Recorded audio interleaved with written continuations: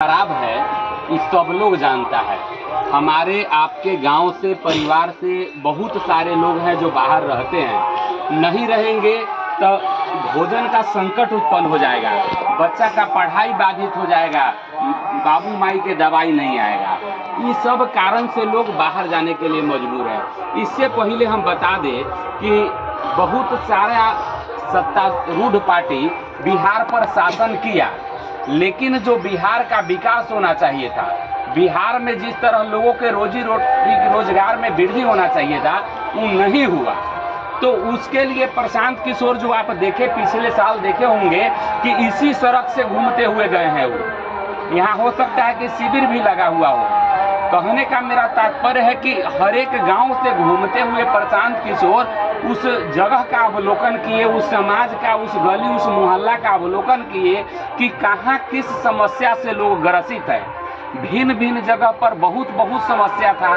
कहीं सड़क है तो कहीं बिजली है, कहीं बहुत तरह तरह का है। लेकिन इस सब के बीच से वो 5 गो चीज निकाले कि अगर उन 5 चीजों पर काम किया जाए तो बिहार बेहतर हो सकता है, बिहार का भी विकास हो सकता है, बिहार के लोग समृद्ध और खुशहाल हो सकते हैं।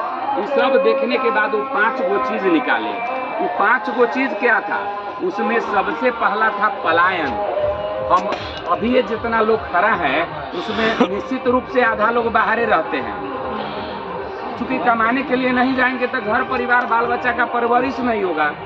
तो प्रशांत किशोर जी उन 5 चीजों में सबसे पहला यही पलायन निकाले कि इस पर कोई सरकार काम नहीं कर रहा है, सब अपना अपना मस्ती में है, लेकिन जो काम होना चाहिए था वो काम नहीं हो रहा है। अगर पलायन को रोकने के लिए यहाँ रोजी रोटी का साधन होता, कल कारखाना होता तो लोग बाहर नहीं जाता, लेकिन ये नहीं होने के कारण बाहर जा रहे हैं। तो प्रशांत किशोर का कहना है कि 10 से 15 हजार रुपया, बहुत लोग लाख 2 लाख कमाने बाहर नहीं जाता है, बहुत लोग का संख्या है जो 10 से 15 हजार रुपया कमाने के लिए बाहर जाता है। तो वो 10-15 हजार रुपया का रोजी रोटी का साधन जो है स्थानीय स्तर पर उपलब्ध हो। शिवहरे में कारखाना लग जाए, आप जाइएगा, चलाइएगा, ज्यादा दिक्कत नहीं ना होगा, बाल बच्चा के साथ ही आदमी जिएगा। अब जिंदगी में आ करके भी छठ और दिवाली के दिन खाली अपना परिवार से लोग मिले तो फिर वो जीवन का क्या महत्व है?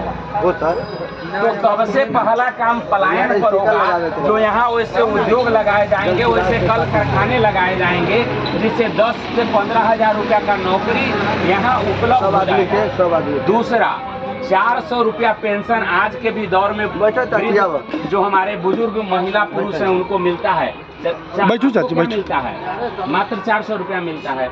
बैठिए चाची, प्रणाम।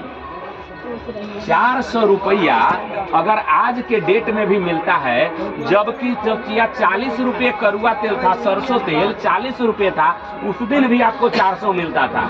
आज 200 रुपये लीटर खरीद रहे हैं तो भी 400 रुपया मिल रहा है। बताइए कितना दुर्भाग्य है।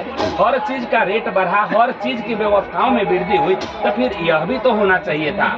तो 2000 रुपया दूसरा प्रमुख वादा है कि जो भी वृद्धजन है उनको 2000 रुपया पेंशन किया जाएगा, 400 से बढ़ा के। तीसरा, हमारे घर में भी बहुत जो भी हैं महिलाएं हैं, उनका खाना बना लेने के बाद उनके पास ऐसा कोई काम नहीं रहता है, बाल बच्चों को खिलाना पिलाना, और घर में बैठ के रह जाती है।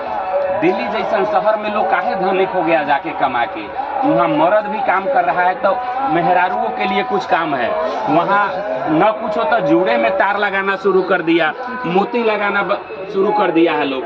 तो ये सब काम है तो 2 व्यक्ति कमाता है तब ना घर की स्थिति बेहतर होता है।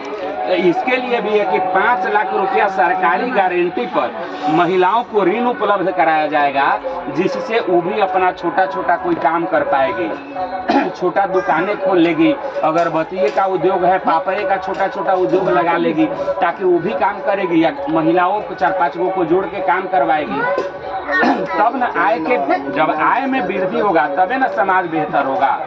चौथा है, बच्चा सब जो 15 साल से कम उम्र का बच्चा है उसके लिए बढ़िया शिक्षा का व्यवस्था करना। नेतरहाट जैसा स्कूल, नवोदय जैसा स्कूल का व्यवस्था हो, जिसमें बच्चा को हम भेजे तो वो शिक्षा ग्रहण करे। आप लोग भली भांति समझते हैं कि एक बेहतर पढ़ा लिखा आदमी अगर हो तो अपने जीवन के लिए वो जी सकता है, उसको ज्यादा परेशानी नहीं होगा। काम तो सबको करना है, चाहे वो ऑफिस में करे चाहे धूप में करे, काम तो सब करता ही है। लेकिन एक पढ़ा लिखा आदमी जो होगा वो अपना अच्छा तरीका से अपना कमा भी लेगा, बाल बच्चा घर परिवार का भरण पोषण भी बढ़िया कर लेगा। तो उसके लिए शिक्षा जो है 15 साल तक के बच्चों को मुफ्त में बेहतर शिक्षा दिया जाएगा। पांचवा किसानी। किसान लोग हमारे गांव में भी ऐसे बहुत सारे लोग हैं जिनके पास जमीन जगह बहुत है, लेकिन वो उतने खेती करते हैं जितना से साल भर के भोजन उपलब्ध हो जाए। बड़ा स्तर पर नहीं कर पाते हैं, लेकिन मनरेगा के तहत जो मजदूर पंचायत वाला में काम करता है वैसन मजदूर को किसान के साथ जोड़ा जाएगा। जो लोग कम खेती करते हैं वो नगदी फसल का खेती करेंगे तो उनको मुफ्त में मिलेगा मजदूर। तो बड़का जब मजदूर फ्री में मिलेगा तो व्यापक स्तर पर खेती करेंगे, ज्यादा कमाई होगा, आय का साधन बढ़ेगा। इस सब कहने का तात्पर्य मेरा यही है कि 5 गो चीज जो हम बताए हैं उससे परिवार का हर एक व्यक्ति लाभान्वित हो रहा है। नौजवान भी हो रहा है, महिला भी हो रही है, बच्चा भी हो रहा है, वृद्ध भी हो रहा है और किसान भी हो रहा है। तो यह अगर 5 चीज आप सोचिए कि अगर यह 5 चीज लागू हो जाए तो घर का स्थिति सुधर जाएगा, और जब घर का स्थिति सुधरेगा तो समाज बेहतर हो जाएगा, ये गांव, ये शहर बेहतर होगा, ये बिहार बेहतर होगा। तो इन 5 चीजों को लेकर हम लोग जनता के बीच में जा रहे हैं, अपने परिवारजनों के साथ बैठ करके इस पर बात कर रहे हैं। जिस तरह आपके साथ हम अपने विचारों को साझा किए, जनसुराज के बातों को साझा किए, ये 5 गो चीज लागू होगा तो हर एक परिवार की स्थिति में सुधार होगा, हमारा समाज समृद्ध और खुशहाल बनेगा। लेकिन यह तब होगा जब सरकार में जनसुराज आएगा।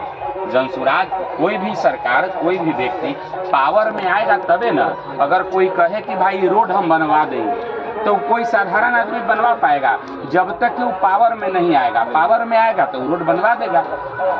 तो हमारे कहने का तात्पर्य यही है कि जनसुराज जो बाकी 5 गो हम बताए हैं आपको, जो कह रहा है, उस सरकार में आने के बाद ही 5 गो चीज लागू होगा और इसमें कोई संदेह नहीं है, एकदम निसंदेह यह लागू होगा ही 5 चीज। जनसुराज की बात कर रहे हैं। जनसुराज तो मान लिए कि कोई एगो पार्टी में नहीं भी जाएगी। जी पार्टी है, जैसे और दल है ना, हाँ, जैसे और दल है उसी तरह ही है। इस 243 सीट पर विधानसभा चुनाव लड़ेगा बिहार में। यह व्यक्ति गाँवे गाँवे घूमा चाची, यह व्यक्ति बहुत प्रभावशाली व्यक्ति है। 2014 में नरेंद्र मोदी जी जब केंद्र में सरकार बनाए, उसमें इस व्यक्ति का बहुत बड़ा अहम योगदान है कि अपना रणनीति बनाया, किस तरह प्रचार होगा, किसी तरह सोशल मीडिया में यह बात पहुंचे, इसके लिए रणनीति बना करके इनको चुनाव जितवाए। और ऐसा बहुत सारे जगहों पर हुआ है, राज्यों में हुआ है। यह व्यक्ति बिहार की स्थिति को जब देखा है, हर व्यक्ति, एक बात हम एकदम बेहतर कहना चाहते हैं और इस पर आप गौर समझिए, गौर करिए कि आपके गांव का कोई एक व्यक्ति बहुत बेहतर जगह पर पावर में पहुंचता है, बहुत बढ़िया जगह पर जहां उसके हाथ में पावर आता है, चाहे पैसा अमीर हो जाता है, तो वो तनिको न तनिको अपना गांव के लिए जरूर सोचता है। वो चाहता है कि हमरो गांव के लोग बढ़िया हो जाए, हमरो गांव के लोग के सड़क बढ़िया मिले, अस्पताल के सुविधा मिले, पढ़ाई लिखाई की सुविधा मिले। तो वही यह व्यक्ति भी अन्य जगहों पर रहते रहते, जो लोग बाहर जाते हैं वो जानते हैं कि बिहारी को किस नज़रिए से देखा जाता है, किस तरह शब्दों से अपमानित किया जाता है। तो वह आदमी इस चीज़ को महसूस किया, प्रशांत किशोर, कि हमारे बिहार के लोगों के साथ अदर राज्यों में बहुत गलत मानसिकता के साथ अपमानजनक शब्दों का इस्तेमाल किया जाता है। तो इस उसके दिल पर लगाई बात, तो वो बिहार में आए और बिहार बदलाव के लिए यह रणनीति सारा तैयार किए हैं। हमारे आपके जैसा लोग गाँव-गाँव घूम के प्रचार कर रहा है, लोगों को जनसुराज के साथ जोड़ रहा है कि बिहार में भी व्यवस्था परिवर्तन हो, बिहार में भी लोगों समृद्ध हो, खुशहाल हो, शिक्षा मिले। तो इस सब के लिए हम लोग प्रचार कर रहे हैं। तो यह आप सब लोगों से मेरा निवेदन है कि जनसुराज को सहयोग करिए, जन समर्थन दीजिए, अपना आशीर्वाद